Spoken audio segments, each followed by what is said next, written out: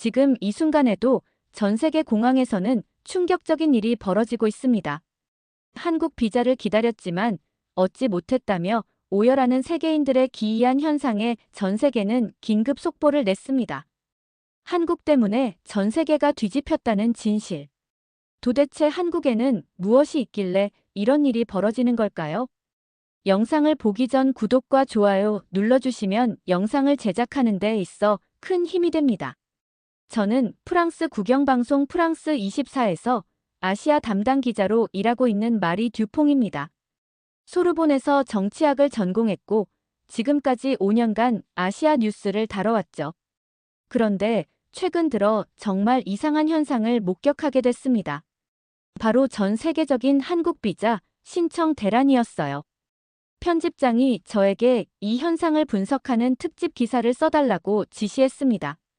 솔직히 처음엔 그냥 K-팝 열풍의 연장선 정도로 생각했어요.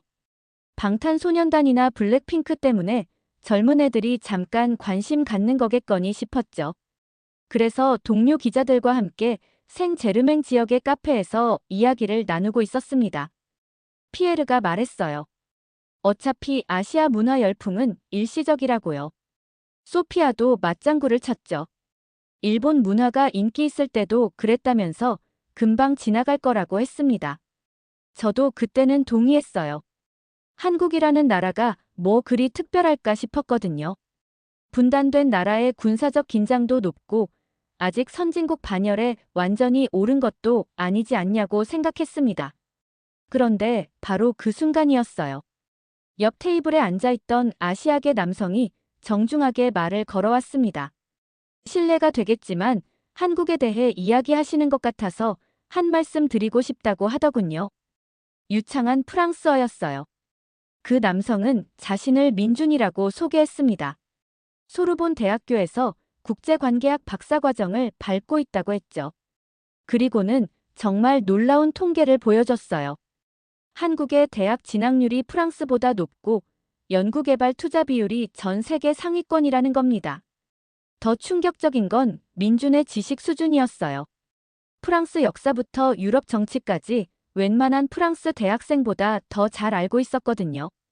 나폴레옹 시대 얘기를 할 때는 정말 깜짝 놀랐습니다.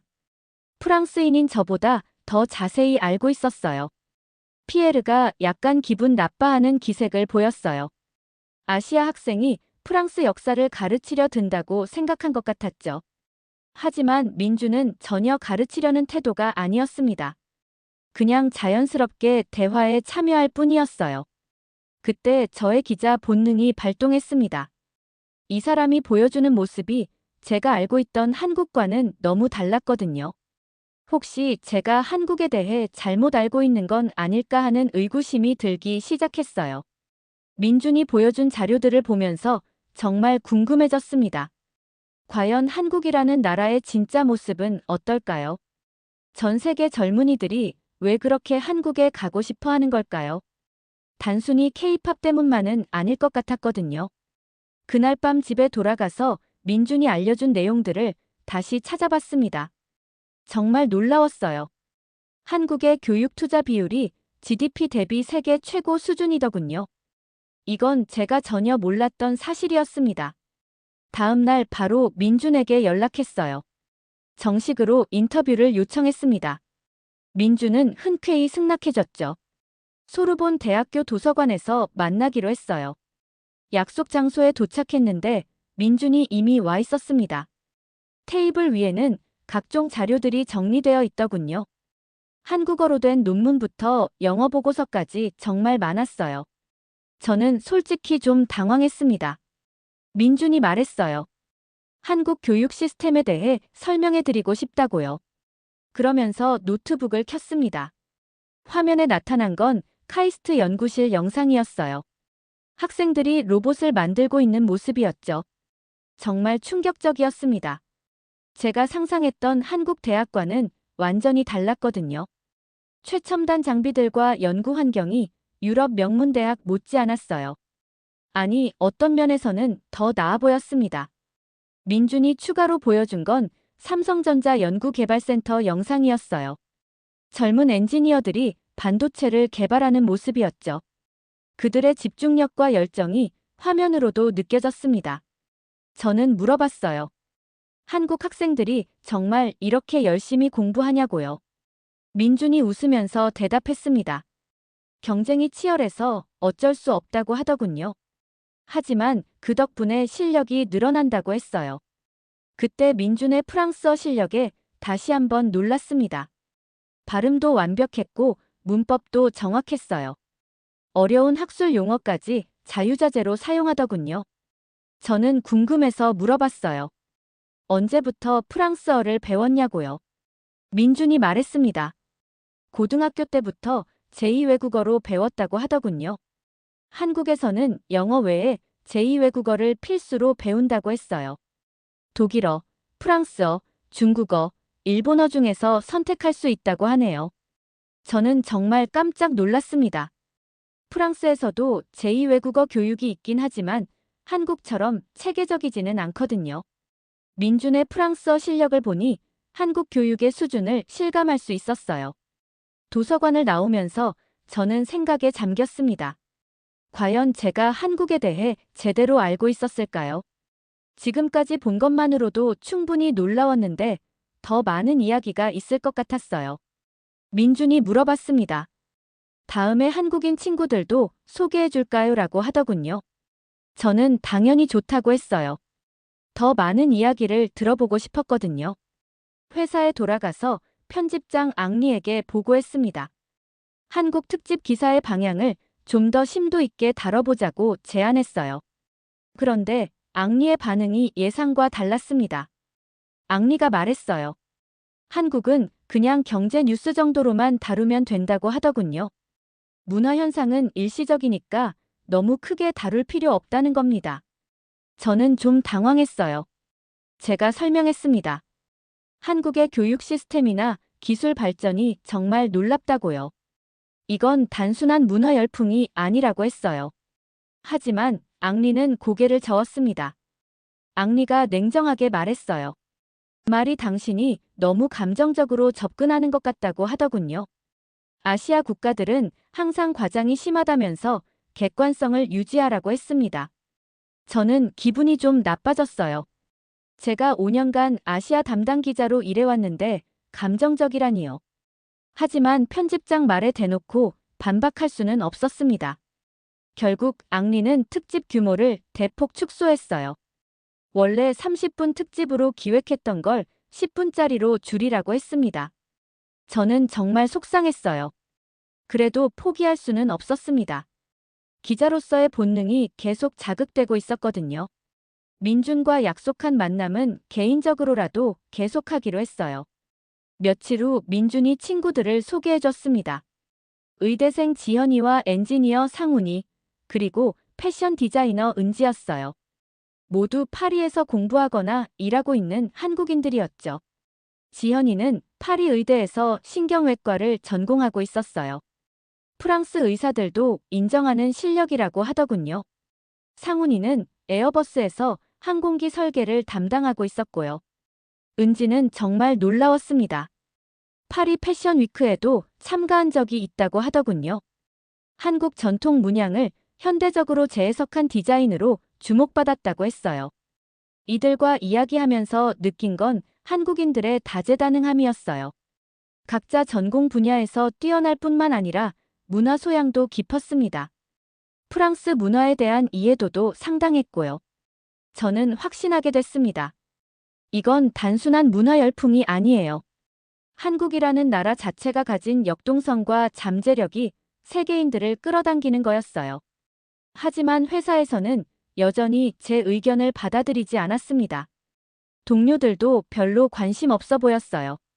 저는 혼자서라도 이 이야기를 파헤쳐 보기로 결심했습니다. 민준과의 만남이 계속되면서 저는 점점 더 궁금해졌습니다. 과연 한국 현지는 어떨까요? 직접 가서 보지 않으면 진짜 모습을 알 수 없을 것 같았어요. 어느 날 민준이 제안했습니다. 한국에 직접 와보지 않겠냐고 하더군요. 말로만 들어서는 이해하기 어려울 거라면서 현장을 봐야 한다고 했어요. 저는 솔직히 망설였습니다.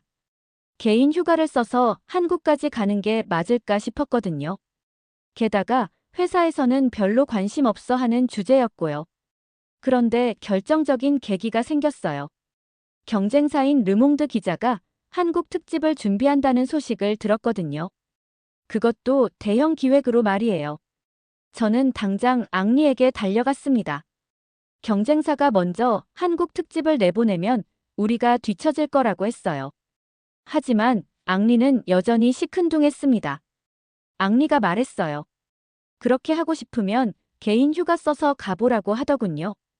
회사 출장비는 지원할 수 없다고 했습니다. 저는 좀 화가 났지만 어쩔 수 없었어요. 결국 제 돈으로 한국행을 결정했습니다. 민준이 정말 좋아했어요. 현지에서 안내해주겠다고 했죠. 친구들도 도와주겠다고 나서더군요. 항공료를 알아보니 생각보다 비싸지 않았어요. 한국까지 직항으로 11시간 정도 걸린다고 하더군요. 민준이 추천해준 숙소도 괜찮아 보였고요. 출발 전 민준이 일정표를 보내줬습니다. 정말 체계적으로 짜여 있었어요. 전통과 현대를 모두 볼 수 있게 구성되어 있더군요.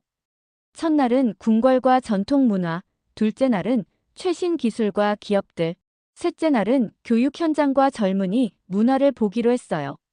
민준의 세심함에 감탄했습니다. 동료들은 제가 개인 휴가로 한국에 간다고 하니까 의아해했어요. 피에르는 왜 그런 먼 곳까지 가냐고 물어봤죠. 소피아는 시간 낭비라고까지 했어요. 하지만 저는 확신했습니다. 이번 여행이 제 인생을 바꿀 거라는 느낌이 들었거든요.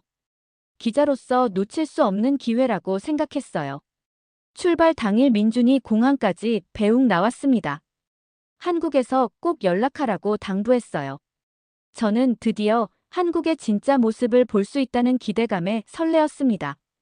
비행기가 이륙하면서 저는 생각했어요. 과연 한국에서 무엇을 발견하게 될까요? 제가 가진 편견들이 깨질까요? 정말 궁금했습니다. 인천공항에 도착한 순간부터 충격의 연속이었습니다. 입국 심사대에서 얼굴 인식 시스템이 10초 만에 제 신원을 확인하더군요. 파리 샤를 드골 공항에서는 최소 30분은 줄 서서 기다려야 하는데 말이에요. 공항 곳곳에 청소 로봇들이 돌아다니고 있었습니다. 안내 로봇도 있더군요. 길을 물어보니 완벽한 영어로 대답해줬어요. 심지어 프랑스어까지 가능하다고 하더군요. 저는 정말 깜짝 놀랐습니다. 민준이 마중 나와 있었어요. 공항 철도를 타고 서울역으로 향했는데 기차 안에 와이파이가 완벽하게 터지더군요. 좌석마다 개인 스크린까지 있었고요. 민준이 말했어요. 이건 아직 시작도 아니라고 하더군요. 서울에 가면 더 놀랄 거라고 했습니다. 저는 벌써부터 기대가 됐어요. 기차 창밖으로 보이는 풍경도 인상적이었습니다. 높은 아파트들이 질서정연하게 늘어서 있었어요. 파리의 오래된 건물들과는 정말 대조적이었습니다. 호텔에 도착해서 체크인을 했는데 여기서도 얼굴 인식이었습니다. 직원이 친절하게 설명해줬어요. 코로나19 이후 비접촉 시스템이 더욱 발달했다고 하더군요. 저녁 식사 후 민준이 제안했습니다. 밤에 명동을 걸어보자고 하더군요. 파리에서는 밤에 혼자 돌아다니기 조심스러운데 서울은 어떨지 정말 궁금했어요. 밤 11시가 넘었는데도 거리에 사람들이 정말 많았습니다. 놀라운 건 여성들이 혼자서도 자연스럽게 걸어다니고 있다는 거였어요. 심지어 고등학생으로 보이는 여학생들도 있더군요. 민준이 설명해줬습니다. 서울은 세계에서 가장 안전한 도시 중 하나라고 하더군요. CCTV가 곳곳에 설치되어 있고 경찰 순찰도 정말 철저하다고 했어요. 길 곳곳에서 경찰관들을 만날 수 있었습니다. 모두 친근하게 웃으면서 인사도 해주더군요. 파리 경찰들과는 정말 다른 분위기였어요. 편의점에 들어가서 더욱 놀랐습니다. 24시간 운영은 기본이고 택배 접수부터 공과금 납부까지 모든 게 가능하더군요. 직원이 친절하게 설명해줬어요. 새벽 1시쯤 호텔로 돌아가는 길이었어요. 지하철역에서 여러 외국인 유학생들과 이야기를 나눴습니다. 독일에서 온 학생이 말했어요. 여기가 본국보다 훨씬 안전하다고 하더군요. 미국에서 온 학생도 같은 얘기를 했습니다. 뉴욕에서는 밤에 지하철 타기 무서웠는데 서울은 새벽에도 안전하다면서 부모님도 완전히 안심하신다고 했어요. 태국에서 온 여학생은 더욱 놀라운 이야기를 해줬어요. 지갑을 떨어뜨렸는데 다음날 경찰서에서 연락이 와서 찾아갔다고 하더군요. 돈 한 푼 빠지지 않고 그대로 있었다고 했습니다. 호텔방에서 하루를 정리하면서 깊이 생각해봤어요. 파리에서 밤 11시 넘어서 여자 혼자 돌아다니는 건 정말 위험한 일이거든요. 그런데 서울은 완전히 달랐어요. 민준이 문자를 보냈습니다. 내일은 더 놀라운 걸 보여드리겠다고 하더군요. 저는 벌써부터 기대됐어요. 과연 무엇을 보게 될까요? 다음 날 아침 일찍 경복궁으로 향했습니다. 지하철을 탔는데 출퇴근 시간임에도 질서정연하더군요. 파리 지하철관은 정말 대조적이었어요. 경복궁에 도착해서 조선시대 궁궐의 웅장함에 감탄했어요. 근정전 앞에서 수문장 교대식을 봤는데 정말 장엄했습니다. 화려한 전통 의상을 입은 수문장들의 행진이 인상적이었어요. 민준이 설명해줬어요. 이 궁궐들이 일제강점기와 한국전쟁 때 많이 파괴됐지만 꾸준히 복원하고 있다고 하더군요. 문화재 보존 기술이 세계 최고 수준이라고 했습니다. 특히 인상적이었던 건 전통 건축 기법을 그대로 재현했다는 점이었어요. 못 하나 쓰지 않고 나무만으로 지은 건물들이 수백 년을 버텨낸다는 게 놀라웠습니다. 인사동에서 전통차를 마셨습니다. 한옥을 개조한 찻집이었는데 정말 아름다웠어요. 전통 건축과 현대적 편의시설이 완벽하게 조화를 이루고 있었습니다. 민준이 한국 차 문화에 대해 설명해줬어요. 차례와 다도가 일상에 깊이 뿌리내려 있다고 하더군요. 어른을 공경하는 문화와도 연결되어 있다고 했습니다. 오후에는 강남으로 향했습니다. 지하철을 타고 가는데 한강을 건널 때의 풍경이 정말 멋있었어요. 높은 빌딩들과 한강이 어우러진 모습이 미래 도시 같았습니다. 강남역에 도착해서 놀랐어요. 삼성전자 본사부터 각종 IT 기업들이 즐비했습니다. 유리로 된 현대적인 건물들이 하늘을 찌를 듯 솟아 있었어요. 민준의 친구 상훈이가 안내해줬어요. 그는 네이버에서 인공지능 개발을 담당하고 있다고 했습니다. 회사 내부를 구경시켜줬는데 정말 놀라웠어요. 젊은 개발자들이 밤늦게까지 열심히 일하고 있었습니다. 카페테리아에서는 무료로 식사를 제공하더군요. 휴게 공간도 멋있게 꾸며져 있었습니다. 저녁에는 홍대로 갔습니다. 젊은이들의 문화를 체험해보자는 민준의 제안이었어요. 거리 곳곳에서 K-팝 댄스를 추는 사람들을 볼 수 있었습니다. 외국인 관광객들도 정말 많았어요. 유럽, 미국, 동남아시아에서 온 젊은이들이 한국 문화를 즐기고 있었습니다. 저는 정말 신기했어요. 한 클럽에 들어가서 더욱 놀랐습니다. DJ가 K-팝과 서양 음악을 절묘하게 믹스하고 있었어요. 동서양 문화가 자연스럽게 어우러지는 모습이었습니다. 밤늦게 한강으로 갔습니다. 반포대교 분수쇼를 보는데 정말 환상적이었어요. 음악에 맞춰 물줄기가 춤을 추는 모습이 장관이었습니다. 한강공원에는 밤늦게까지 사람들이 많았어요. 치킨과 맥주를 즐기는 커플들, 자전거를 타는 가족들까지 정말 다양했습니다.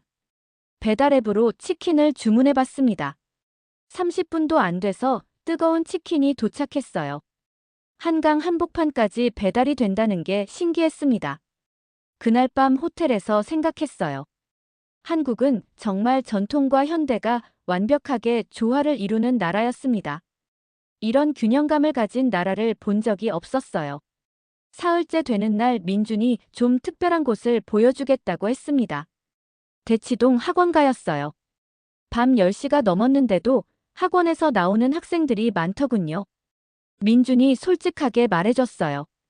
한국의 교육 경쟁이 얼마나 치열한지 보여주고 싶다고 하더군요. 좋은 면만 보여드릴 수는 없다면서요. 중학생으로 보이는 아이들이 무거운 가방을 메고 지친 표정으로 걸어가고 있었습니다. 저는 마음이 좀 아팠어요. 너무 어린 나이에 이런 경쟁을 해야 하나 싶었거든요. 학원 앞에서 기다리고 있는 부모들도 많았습니다. 자녀 교육에 대한 열의가 대단했어요. 하지만 동시에 부담도 클 것 같았습니다. 민준이 설명했어요. 한국 사회의 성공 비결이자 동시에 문제점이라고 하더군요. 치열한 경쟁 덕분에 발전했지만 그만큼 스트레스도 크다고 했습니다. 다음 날에는 대기업 사무실을 방문했습니다. 밤 9시가 넘었는데도 불이 켜진 사무실이 많더군요. 야근 문화가 아직 남아있다고 민준이 설명해줬어요. 한 직장인과 이야기를 나눴습니다. 그는 솔직하게 말했어요. 회사 생활이 힘들다고 하더군요. 하지만 그만큼 성장할 수 있는 기회도 많다고 했습니다. 저는 민준에게 물어봤어요. 이런 문제점들을 왜 숨기지 않고 보여주냐고요. 민준이 웃으면서 대답했습니다. 완벽한 나라는 없다고 하더군요.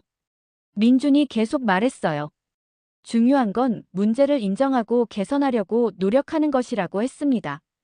한국도 워라밸 문화가 점점 확산되고 있다고 하더군요. 실제로 젊은 직장인들 사이에서는 변화가 감지됐어요. 퇴근 후 개인 시간을 중시하는 문화가 생기고 있었습니다. 정부도 주 52시간 근무제를 도입했다고 하더군요. 카페에서 만난 대학생들과도 이야기했습니다. 그들은 이전 세대와는 다른 가치관을 갖고 있었어요. 성공도 중요하지만 행복도 놓치지 않겠다고 했습니다. 저는 이런 균형 잡힌 시각이 마음에 들었습니다. 문제점을 숨기지 않으면서도 발전 가능성을 보여주는 것 말이에요. 이게 진짜 성숙한 사회의 모습이라고 생각했어요. 마지막 날 민준과 한강에서 산책했습니다. 저는 솔직한 감정을 털어놨어요. 한국에 대한 제 편견이 많이 깨졌다고 했습니다. 민준이 말했어요. 한국도 여전히 발전하고 있는 나라라고 하더군요. 완벽하지는 않지만 더 나은 사회를 만들기 위해 노력하고 있다고 했습니다.